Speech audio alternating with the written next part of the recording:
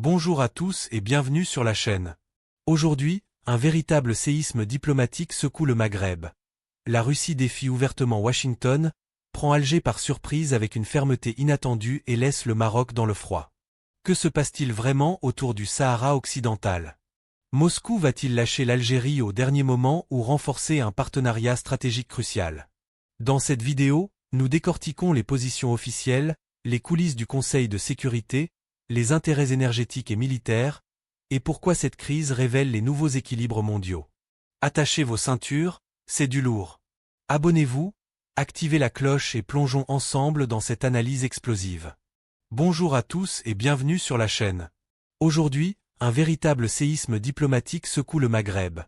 La Russie défie ouvertement Washington, prend Alger par surprise avec une fermeté inattendue et laisse le Maroc dans le froid.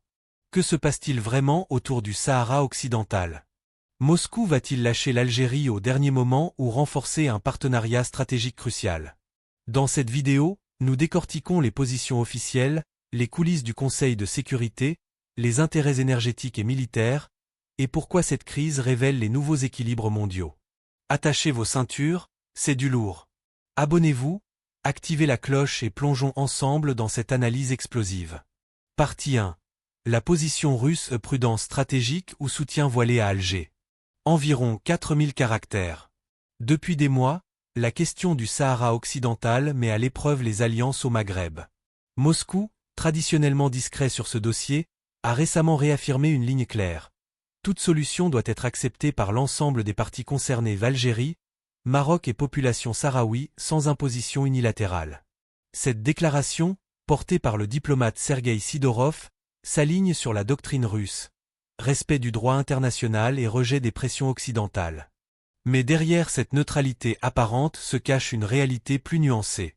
La Russie exprime une sympathie évidente pour la thèse algérienne, qui insiste sur l'autodétermination comme seul cadre légal conforme aux résolutions onusiennes. Récemment, Rabat a tenté de capitaliser sur une rencontre entre son ministre des Affaires étrangères et Sergueï Lavrov à Moscou, laissant entendre un rapprochement avec le plan d'autonomie marocaine. Cette interprétation a vite été démentie. Les communiqués russes post-rencontre ont réitéré une position inchangée, équilibre et refus de toute solution forcée.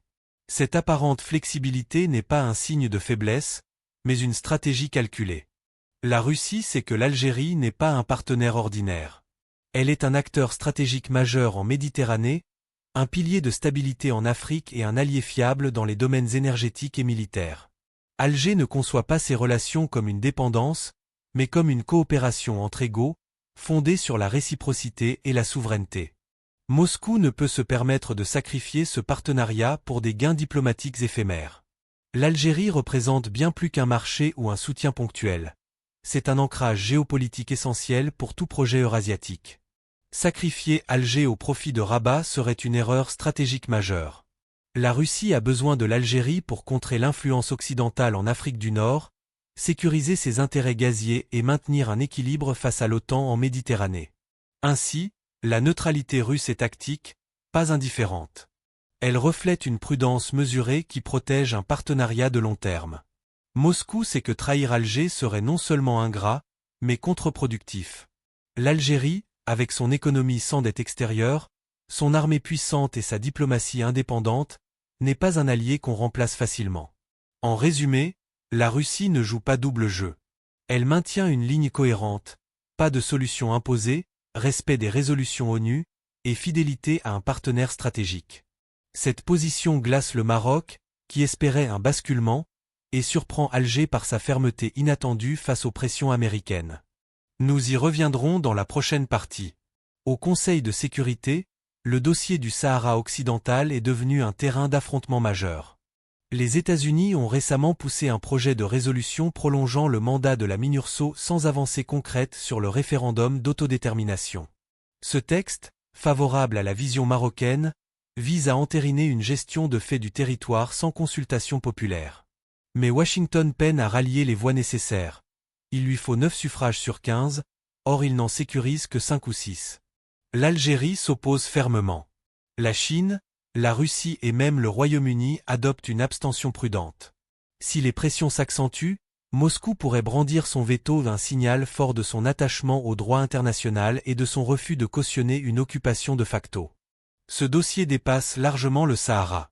Pour la Russie, permettre à un allié de Washington, le Maroc, soutenu aussi par Paris, d'imposer une solution unilatérale affaiblirait l'équilibre multipolaire qu'elle défend. La neutralité russe est donc stratégique, elle protège ses principes et ses intérêts. L'Algérie, de son côté, avance avec assurance. Elle ne mendie ni protection ni soutien. Sa diplomatie repose sur l'indépendance, la cohérence et une économie solide. Elle dialogue avec tous, Russie, Chine, États-Unis, Europe, sans jamais s'aligner. La guerre en Ukraine a testé cette posture. Malgré les pressions, Alger a refusé de choisir un camp, défendant le droit des peuples tout en maintenant ses partenariats.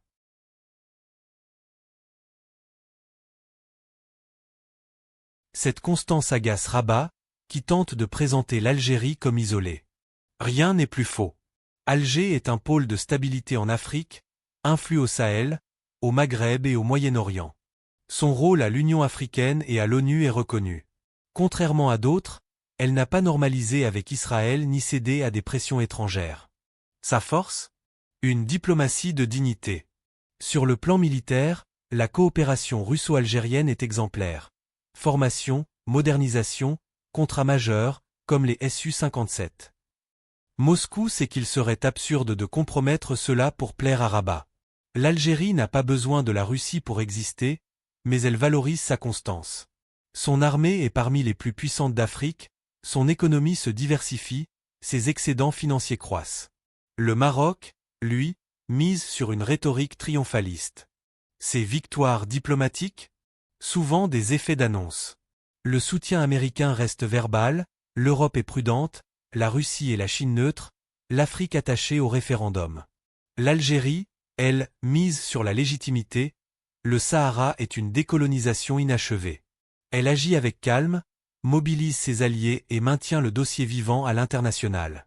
En définitive, la Russie ne trahira pas Alger. Non par sentimentalisme, mais par calcul stratégique. Dans un monde en recomposition, l'Algérie est une pièce maîtresse du Sud global. Elle incarne la souveraineté, la liberté des peuples et le droit international. Et c'est précisément cette force qui fait trembler ses adversaires. La relation Russie-Algérie s'inscrit dans une dynamique historique profonde. Loin des alliances figées de la guerre froide, elle illustre un monde multipolaire où les partenariats se construisent sur des intérêts convergents et le respect mutuel. L'Algérie n'est pas un acteur secondaire, c'est un pivot stratégique, conscient de son poids. Ce lien repose sur une vision partagée, souveraineté inaliénable, droit des peuples à l'autodétermination, refus de l'ingérence. Cette cohérence a résisté aux crises régionales, énergétiques, occidentales.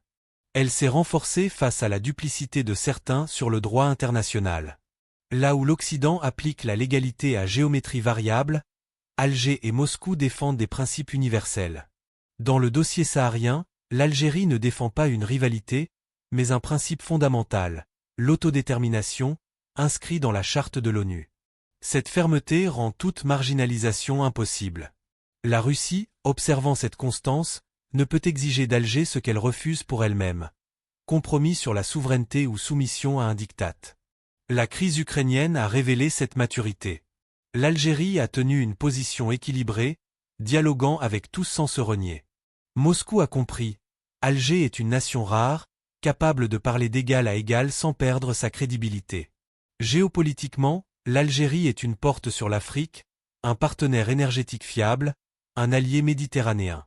Les deux pays partagent des priorités, réforme du système international, multilatéralisme réel, lutte contre le terrorisme, sécurité alimentaire. Cette coopération est multidimensionnelle, militaire, programme conjoint, modernisation, énergétique, gaz face à la concurrence US, diplomatique, coordination à l'ONU. Chaque partie renforce l'autre sans perdre son autonomie. C'est cette synergie qui distingue Alger de Rabat. Là où le Maroc multiplie les effets d'annonce, l'Algérie construit une légitimité durable. Elle sait que la diplomatie est un marathon. Au Conseil de sécurité, le blocage de la résolution américaine illustre cette dynamique. Washington et Paris poussent, mais les non-permanents hésitent face aux précédents dangereux. Moscou, En restant ferme, protège sa crédibilité. Un veto serait un acte de principe et d'équilibre face à l'arrogance occidentale. L'Algérie, par son histoire de lutte de libération et sa constance, donne au combat sahraoui une portée universelle. La Russie, héritière du soutien soviétique aux indépendances, ne peut ignorer cette dimension morale. Sa position, comme celle de Pékin, allie prudence et attachement au droit. À l'avenir, cet axe se renforcera: énergie, gaz, défense, recherche conjointe, diplomatie, monde équitable. Les défis et pressions, rivalité seront gérés avec lucidité. L'Algérie, par sa patience, et la Russie, par son expérience des sanctions, savent que les vraies alliances durent. Les spéculations sur une trahison russe sont infondées. Moscou n'a ni intérêt ni raison de lâcher un partenaire indépendant. Trahir Alger serait trahir une vision d'un ordre juste.